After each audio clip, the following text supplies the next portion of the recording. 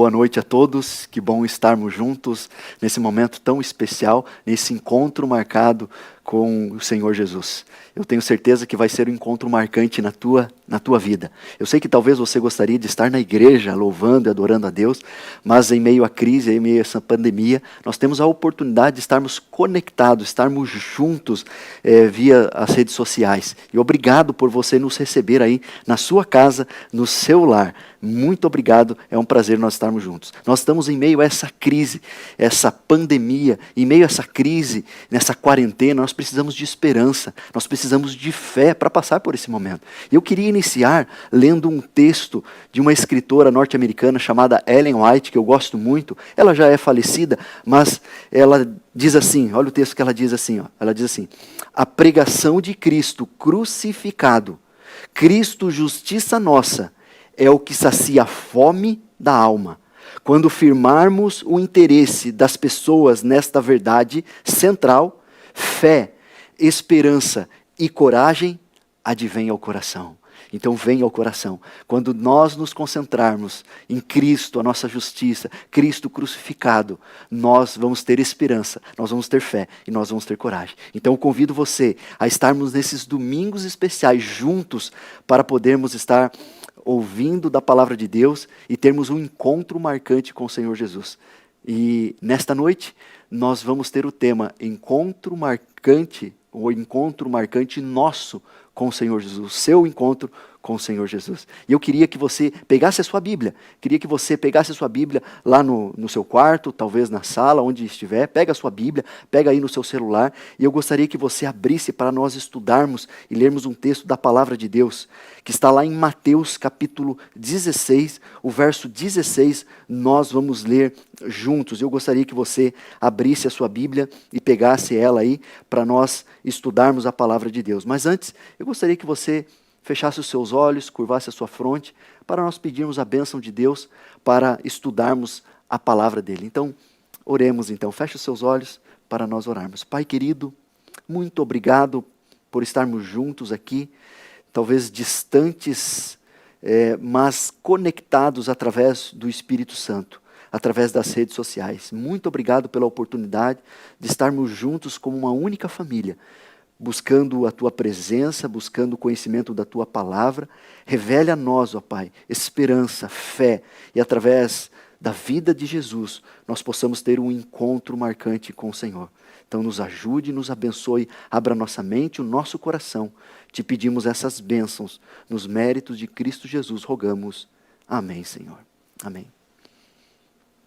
O texto bíblico diz assim: respondendo Simão Pedro, disse: Tu és o Cristo, o Filho do Deus vivo. O Filho do Deus vivo. Jesus, ele mudou muitas vidas, foram transformadas através do encontro com o Senhor Jesus.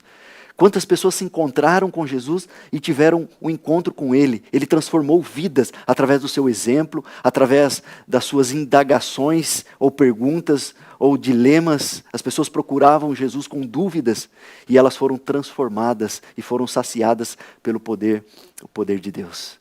E Jesus quer ter um encontro com você também. Ele quer se encontrar com você. E nesses domingos nós vamos estar se encontrando com o Senhor Jesus. E olha, deixa eu dizer uma coisa para você. Não tem como ficar inerte diante de Jesus. Não tem como ficar parado diante de Cristo. Alguma coisa vai acontecer na tua vida. Você vai ser transformado pelo poder da palavra de Deus. E eu queria iniciar fazendo uma pergunta para nós pensarmos e para você refletir. Quem é Jesus? Quem é Jesus? Ele é um mito? Talvez um mestre? Ou um profeta? Um guru? Um homem bom? Ou um bom homem? Sabe, Jesus, ele dividiu a história antes e depois. Tem um marco antes de Cristo e depois de Cristo. Nós não sabemos nada sobre a sua aparência, sobre a cor dos seus olhos, sobre a sua estrutura, sobre a cor dos seus cabelos, não sabemos nada. Mas calcula-se que mais livros foram escritos sobre Jesus nos últimos 20 anos do que nos 19 séculos anteriores. Ele viveu uma vida simples, em meio à pobreza. Não tinha riqueza, não tinha posição social, não recebeu treinamento, nem estudou em uma grande universidade da época. Não. Nunca escreveu um livro, nunca compôs uma música ou um poema. Porém, ele proveu mais do que todos os compositores e escritores juntos. Ele compôs temas para canções, livros e poemas. Jesus, ele quer transformar a nossa vida e a sua vida foi extraordinária. Ele nunca estudou medicina, mas curou milhões de pessoas, ou milhares de pessoas. E continua transformando os nossos corações e mudando os nossos corações. Nunca recrutou um soldado, mas teve mais voluntários e soldados do que qualquer general, qualquer exército que já existiu. Algo extraordinário em sua carismática personalidade tem atraído milhões e inspirado a lealdade e reverência por séculos. O nome de filósofos, políticos, estadistas, mestres humanos, cientistas, escritores e teólogos despontam e desaparecem no corredor do tempo. No entanto, o nome de Jesus, Jesus Cristo, permanece para sempre atual. Para sempre. Richard Nixon empolgou-se em 1969, quando os astronautas da Apollo pousaram pela primeira vez na Lua. E ele disse: é o maior dia desde a criação. Até que Billy Graham solenemente o lembrou do Natal e da Páscoa. Quem é Jesus para você? Quem é Jesus na tua vida? Eu queria mostrar uma coisa aqui para vocês. Me permita sentar aqui e ficar mais próximo. Eu tenho aqui em minhas mãos umas pedrinhas. Eu queria talvez vender para você essa pedrinha. Quem sabe? O que você acha? Você daria talvez R$100 por essa pedrinha? Pouco? Talvez R$500 por essa pedrinha. R$1.000. R$1.000. Deixa eu dizer uma coisa para você. Eu não vendo essa pedrinha nem por R$1.000 para você, nem por R$2.000 para você. Talvez para você não vale nada, mas para mim tem um simbolismo muito especial. Sabe de onde essa pedrinha? No ano de 2011, quando eu fazia teologia, eu fui escolhido para nós estarmos indo com uma equipe para ir para Guiné-Bissau realizar um evangelismo de 20 noites em Guiné-Bissau. E de lá, depois dessas 20 noites, nós tivemos a oportunidade de descer no Cairo e ir para a cidade histórica de Jerusalém. Essa pedrinha, por exemplo, eu trouxe da Península do Sinai. Eu trouxe de lá. Para mim, representa muito, porque nós não sabemos exatamente onde aconteceu, onde era o Monte Sinai, mas ali representa o momento em que Jesus deu os 10 mandamentos para Moisés. E eu trouxe de lá. Essa daqui eu trouxe do Golfo de Ágaba. É um possível braço ali do Mar Vermelho. Também tem um simbolismo muito especial para mim. E essa daqui, essa pedrinha, eu trouxe da cidade histórica de Jerusalém. Tem um simbolismo para mim, sabe por quê? E eu não venderia. Porque eu fiquei lá durante uma semana com R$500 no bolso, dormindo em alguns albergues e comendo uma vez no dia, para poder ter esse momento. E eu trouxe de lá. Para mim tem um simbolismo, um significado muito especial. Aqui a gente fez alguns evangelismos e quando eu mostro essa pedrinha, alguns querem, pastor, empresta para mim que eu tenho eu não consigo dormir à noite e pensa que tem alguma coisa mística nessa pedrinha. Não, é uma pedrinha normal. É uma pedrinha normal. Mas para mim tem um simbolismo muito especial, porque eu não sei quando vou voltar lá. Perceba uma coisa que eu queria chamar a sua atenção. Quem dá valor às coisas? Você que deu valor à minha pedrinha? Talvez você olhou assim, imagina, R$ 100, R$ 1.000 numa pedrinha, eu pego outra pedrinha. Mas para mim tem um simbolismo muito especial. Eu trouxe outras que eu dou essas pedrinhas para algumas pessoas especiais na minha vida.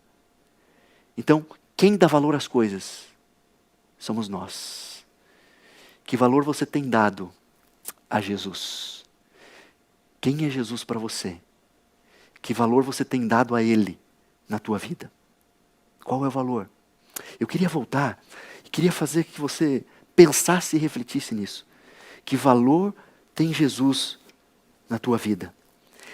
A palavra de Deus diz que Ele é o Deus encarnado, Ele é o Messias, Ele é o servo, Ele é o bom pastor, Ele é a luz do mundo, Ele é o pão da vida, Ele é a porta das ovelhas, o lírio do vale, a estrela da manhã, a ressurreição e a vida, o caminho e a verdade, o Cordeiro de Deus que tira o pecado do mundo, o único fundamento, a pedra de esquina, a água da vida, o Rei dos reis, o Senhor dos senhores, o Alfa e o Ômega, o princípio e o fim.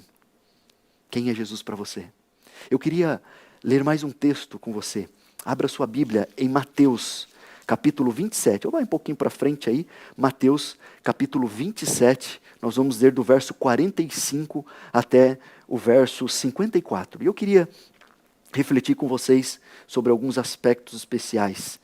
Diz assim, verso 45 de Mateus, capítulo 27, diz assim: desde a hora sexta até a hora nona, houve trevas sobre toda a terra. Por volta da hora nona, clamou Jesus em alta voz, dizendo: Eli, Eli, lama sabactami, o que quer dizer, Deus meu, por que me desamparaste?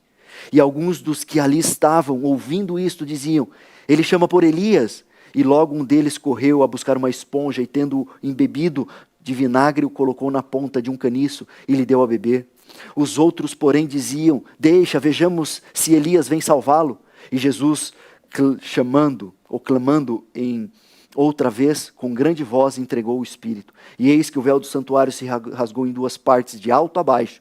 Tremeu a terra, fenderam-se as rochas, abriram-se os sepulcros, e muitos corpos dos santos que dormiam ressuscitaram. E saindo dos sepulcros, depois da ressurreição de Jesus, entraram na cidade santa e apareceram a muitos. O centurião e os que com ele aguardavam a Jesus, vendo o terremoto e tudo o que se passava, ficaram possuídos de grande temor e disseram: verdadeiramente, este era o Filho de Deus. Verdadeiramente, algo extraordinário aconteceu na morte do Senhor Jesus. E aquele soldado reconheceu que verdadeiramente Jesus era o Filho de Deus. Eu queria levar você a pensar nisso. Nós precisamos reconhecer que verdadeiramente Jesus é o Filho de Deus. É por isso que eu o sirvo, é por isso que eu obedeço, porque verdadeiramente Ele é o Filho de Deus. Ele aparentemente, no seu ministério, pareceu um louco, um doido. Por quê? Nossa, que heresia, pastor? Não, pensa comigo. Ele foi um dos únicos seres ou profeta que afirmou ser Deus. Afirmou ser Deus. Quando eu vejo isso, eu tenho duas, ou uma coisa ou outra, e me leva a uma conclusão. Ou ele era um doido, um lunático, ou ele era quem ele diz ser. Ele era um Deus. Não tem outra opção. Não tem, ele é um profeta, ele foi um homem bom, ele é um mestre. Não. Ele diz que ele era Deus. Ele era Deus. Ou então ele é um louco, ou realmente ele é o que dizia ser. E eu creio que ele é o que ele dizia ser. E nós temos evidências que comprovam isso. Nós temos algumas evidências que Jesus Cristo, Ele é Deus e da sua divindade. Veja, a primeira evidência é que Ele tinha uma vida perfeita e sem pecado. Perfeita, sem pecado. A segunda, Ele tinha o poder sobre a enfermidade, sobre os demônios, sobre a morte e sobre a natureza. Ele realizou grandes milagres. Terceiro, as profecias se cumpriram nele. As profecias se cumpriram nele. 300 anos antes, algumas profecias foram proferidas pelos profetas e se cumpriram nele. Que ele ia chegar num jumentinho, as suas vestes seriam repartidas, que ele iria nascer em Belém. A profecia se cumpriu. Quarto, ressurreição da morte. Ele está vivo, queridos. Ele está vivo, e amém por isso, né? Ele está vivo. A sua tumba está vazia. E quinto, para mim, é um efeito extraordinário. Vidas transformadas, nos trazendo libertação, nos trazendo liberdade. Essa evidência de Jesus Cristo como Deus, a divindade dele. Ele é verdadeiramente Deus. Jesus é o centro, ou deveria ser o centro da nossa vida, o centro do universo, o centro da sua e da minha vida. Jesus é o centro. Mas o maior acontecimento do seu ministério e da vida de Jesus aconteceu na cruz. E nós acabamos de ler esse relato. A cruz de Cristo. Mas volte um pouquinho à cena do Calvário. Talvez numa outra cena. Imagina comigo os três que morreram, os três personagens que morreram na cruz. Esses três personagens, e dois deles, os dois ladrões, representam a cada um de nós. Três homens que morreram. Um, que era o mau ladrão, que é chamado de Gestas, ele rejeitou a graça, e representam todos aqueles que rejeitam a graça de Cristo. Ele rejeitou, ele estava com o coração endurecido e rejeitou a oportunidade de salvação. Então ele morreu no pecado. No pecado.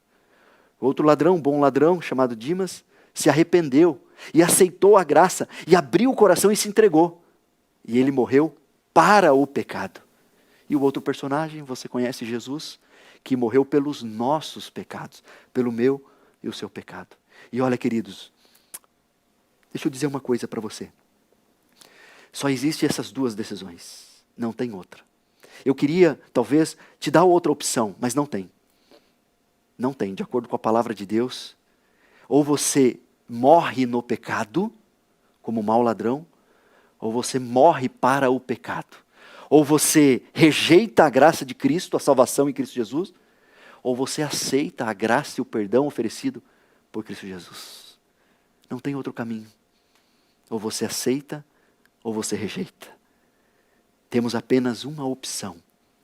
Ou morrer no pecado, ou morrer para o pecado. E eu tenho certeza que a sua decisão é morrer para o pecado. Daqui a pouco eu vou fazer um apelo ao seu coração. E já vai preparando aí para você entrar no site minhadecisão.com.br. Para você expressar a sua decisão, a sua entrega. E eu tenho certeza que você quer morrer para o pecado, não no pecado.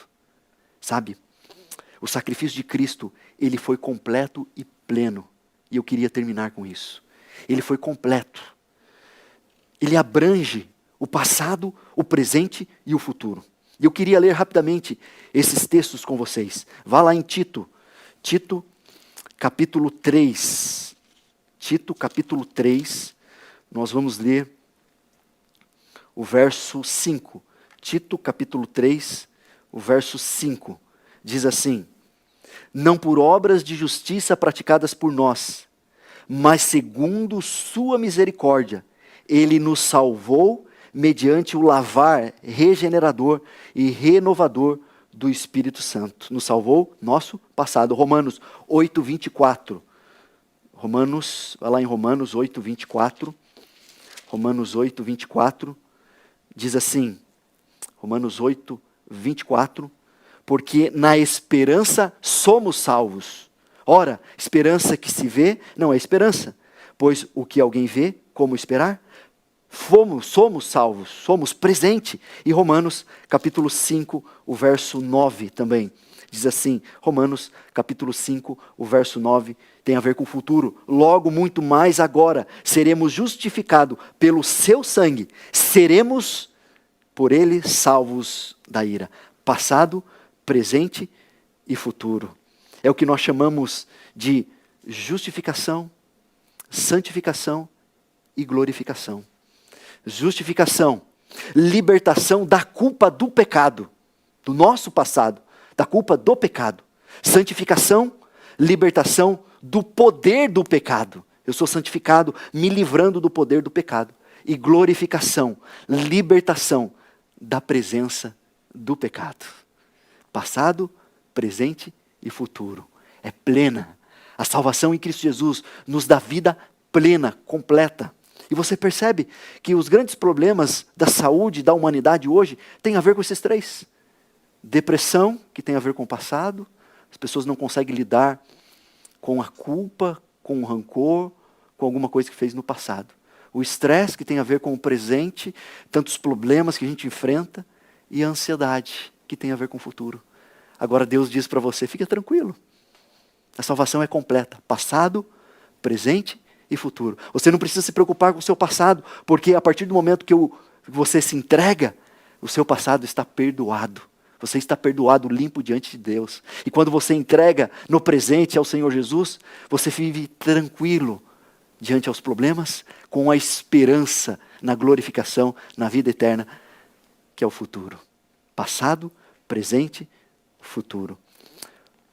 Sua morte, a morte de Jesus, nos deu vida e vida eterna. Nós merecíamos a morte. Você merecia a morte. Mas Cristo Jesus morreu no meu e no seu lugar. Esse é o que a Bíblia chama de mistério da piedade. Como entender um amor assim? Que o Deus desceu aqui a esta terra para salvar a mim e a você. Quem sou eu? Quem é você para merecer essa salvação, esse sacrifício? Não sou nada. Eu só penso assim, como eu posso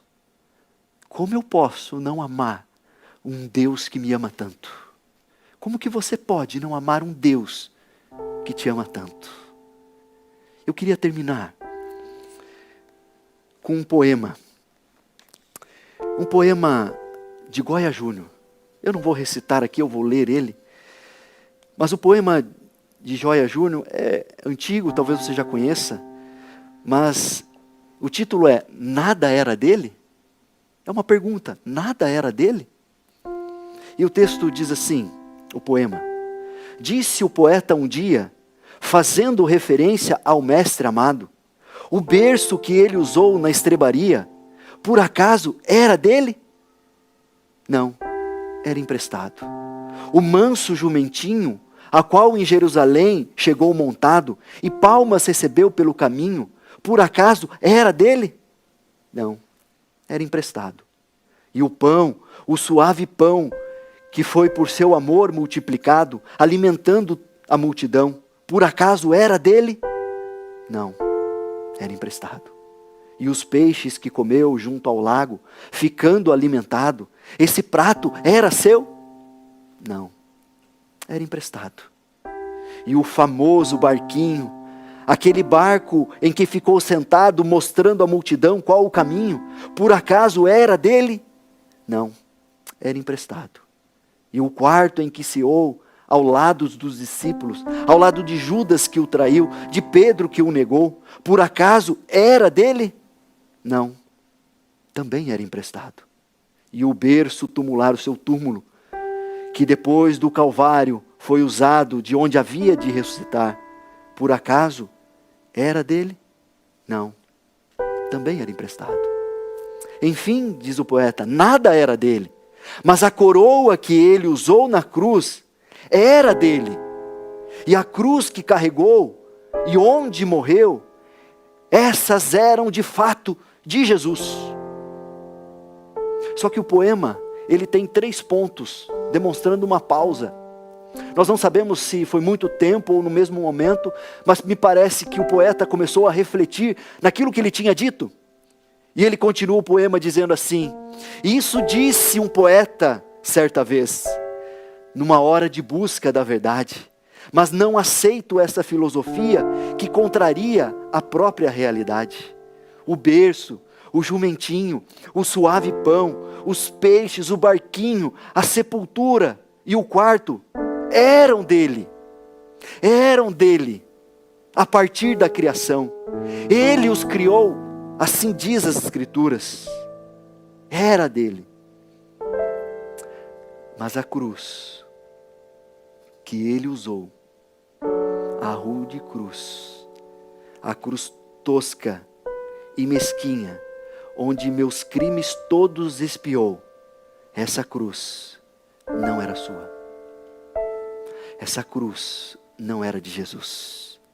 E ele termina dizendo, essa cruz era minha. Essa cruz era sua. Você merecia a morte. Mas Jesus morreu para dar vida, e vida plena, vida em abundância, para mim e para você.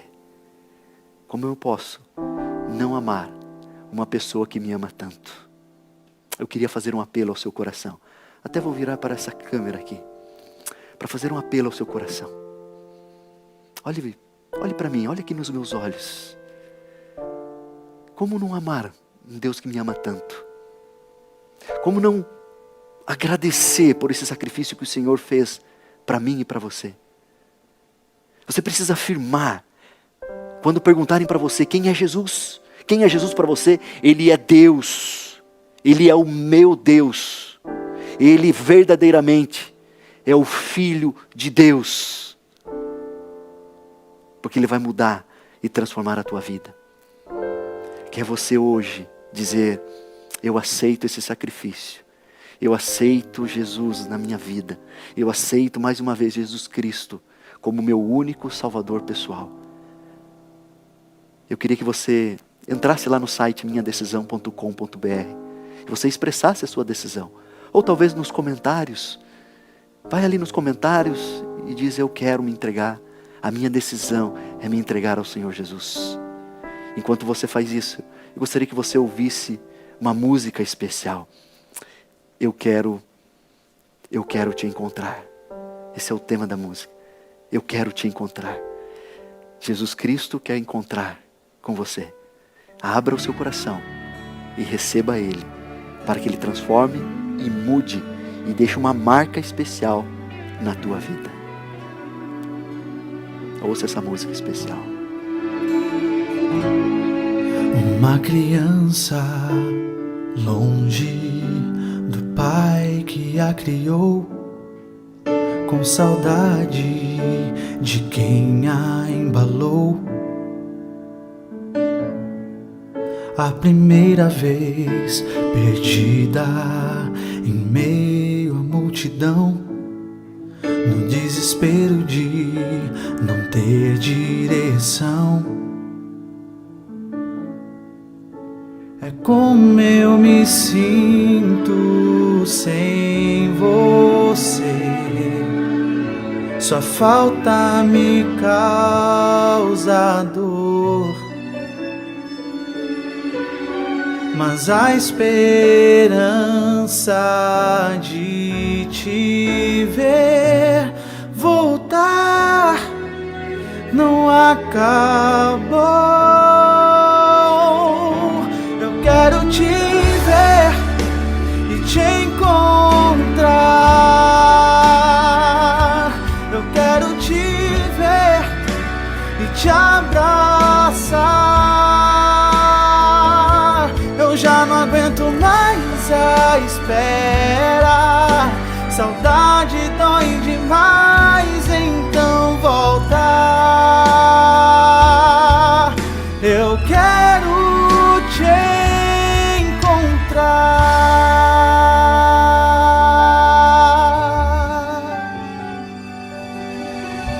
um pastor sem sua ovelha, que um dia se afastou, com saudade de quem embalou, chamando por seu nome em meio à multidão, tentando ensinar a direção. É como eu me sinto sem você.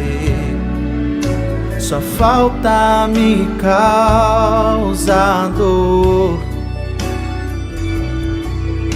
mas a esperança de te ver voltar não acabou. Eu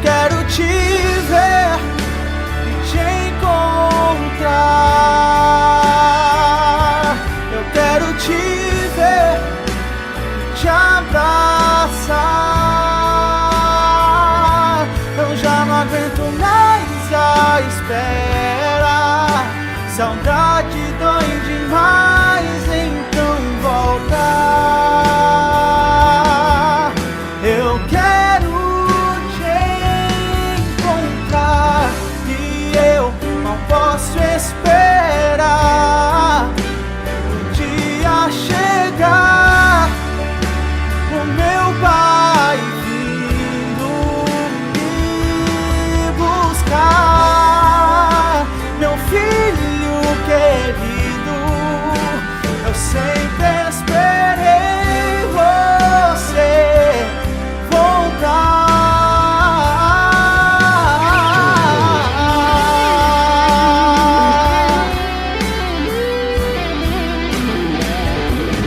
Oh,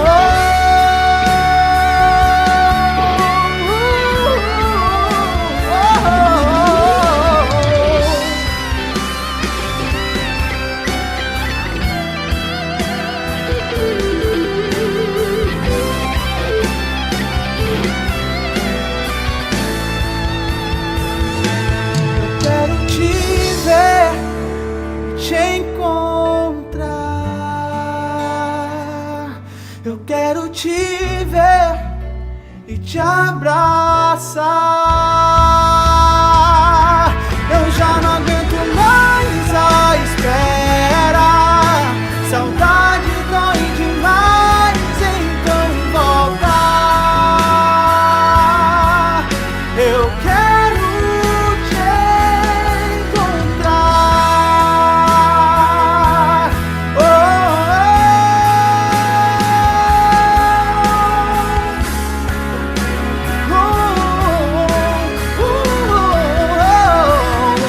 eu já não aguento mais a espera. Saudade dói demais, então volta. Eu quero te encontrar.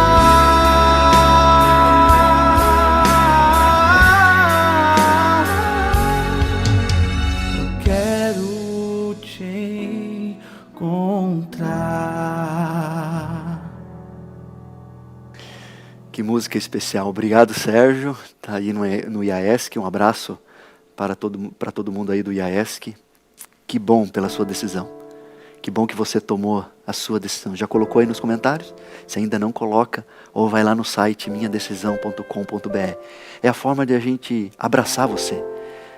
Eu tenho certeza que você tomou uma decisão ao lado do Senhor Jesus.